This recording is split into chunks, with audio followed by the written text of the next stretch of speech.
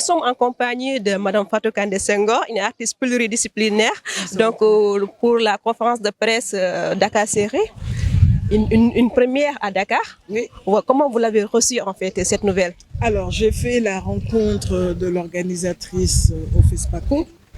J'ai trouvé son concept très intéressant parce que c'était la série qui n'était pas assez célébrée, à mon humble avis.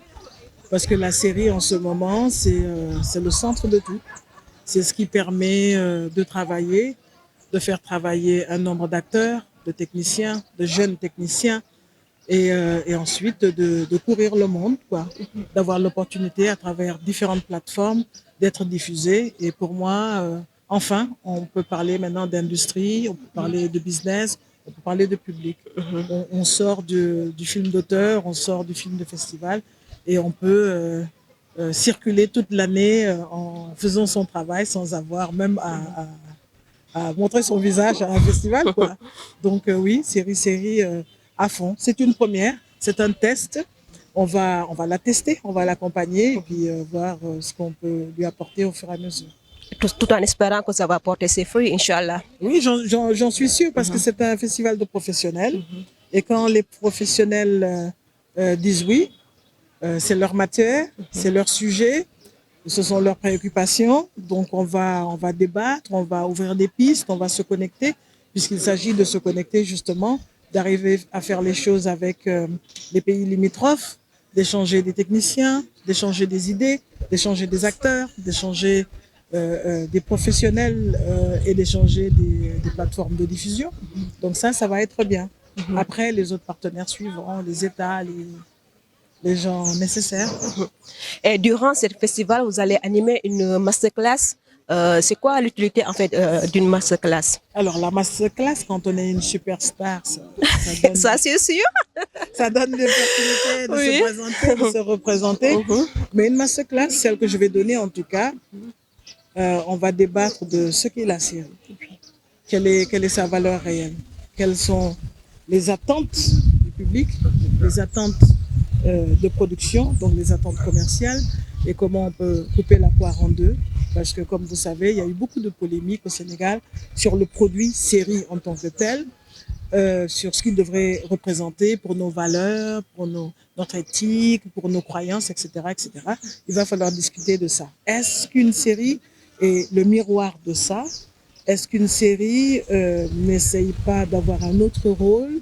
Est-ce qu'une série n'est pas un produit privé qu'un public a la possibilité de regarder, de ne pas regarder, d'ignorer, de supporter sans qu'un organe moral décide de ce qui se fait ou ce qui ne se fait pas?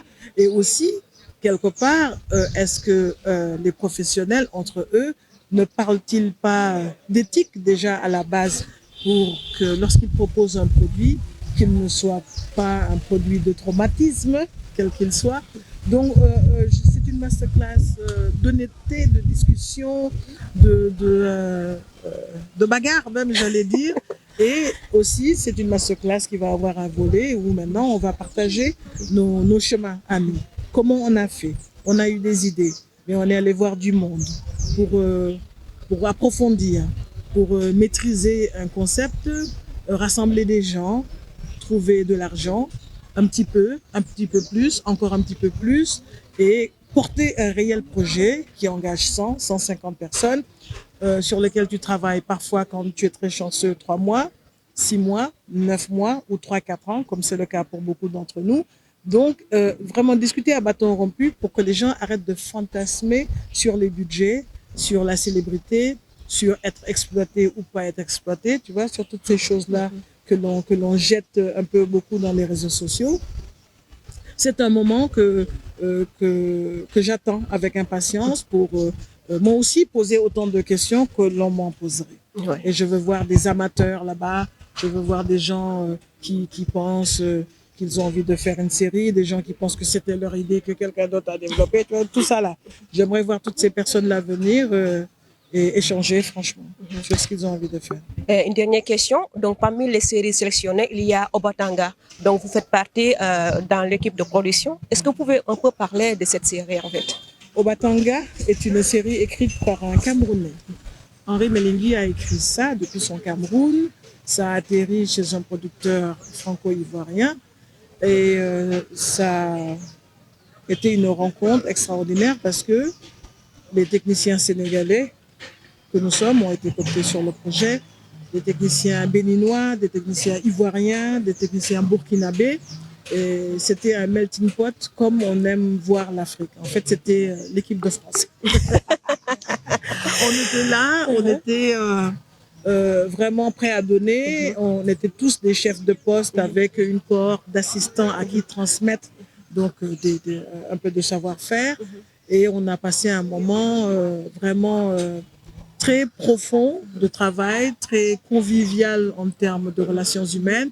Et on a produit cette série avec un casting d'enfer parce que Alex Ogou, le réalisateur, est allé chercher des personnes comme Sidiki Bakaba, qui est originaire de la Côte d'Ivoire, Tola Kokui, qui est originaire du Bénin, qui a 80 ans. Donc je pense le jeune Roger Salah. Oui, le tout jeune Roger Salah. Et ça a donné, Mounandia est extraordinaire dans cette série. Donc ça a donné quand même l'opportunité du côté du casting comme du côté de l'équipe d'avoir le top 10 de l'Afrique. Et c'était fort. Et c'est pas pour rien qu'on a gagné ce prix-là au FESPACO cette année. Ça, c'est sûr. Je pense que c'est pas le film qui est récompensé, c'est le tout. Et c'est ça qu'il faut aller chercher à l'avenir. Voilà, tout a été dit. En tout cas, merci beaucoup. Merci à toi. Alors, au revoir.